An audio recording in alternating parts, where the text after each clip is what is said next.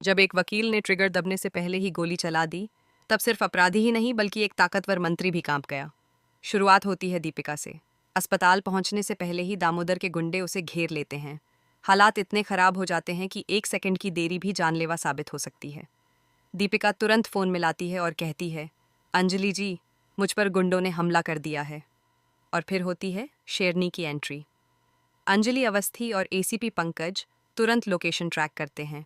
जैसे ही गुंडा ट्रिगर दबाने वाला होता है, अंजलि पहले ही उसे शूट कर देती है। जबरदस्त फाइट के बाद दीपिका को बचा लिया जाता है।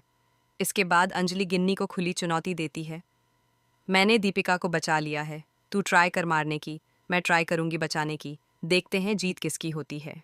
लेकिन दोस्तों, असली खेल अब शुरू होने वाला है। अंजलि ऐलान कर देती है कि दामोदर मजूमदार, रानी मजूमदार और धर्मराज आहूजा सबका नकाब उतार कर रख देगी। अब देखना ये होगा कि क्या इन सब की असलियत सच में दुनिया के सामने आएगी। इधर गिन्नी घबरा जाती है, लेकिन वह भी कम चालाक नहीं है। वह अपना त्रुप का पत्ता फेंकती है, मैक ठाकुर। गिन्नी को पता है कि राघव सिंह राजपूत और अंजलि की सबसे बड़ी कमजोरी मैक ठाकुर है। इसके बाद शुरू होता है युवराज का इमोशनल ड्रामा। वह प्यार, व्रत और कस्में खाकर मैक को फिर से अपनी बातों में फंसा लेता है। मैक को पूरा यकीन है कि उसकी अंजलि भाभी उसके लिए कुछ भी कर सकती है, यहाँ तक कि अपनी जान भी दे सकती है। लेकिन सवाल ये है, क्या मैक को समझ आएगा कि इतने कम समय में कोई इंसान इतना कैसे बदल सकता है। इधर राजनीति का खेल भी गर्म हो चुका है।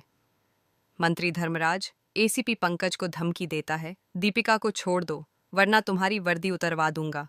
लेकिन एसीपी पंकज पुरोहित का जवाब सुनकर मंत्री के होश उड़ जाते हैं।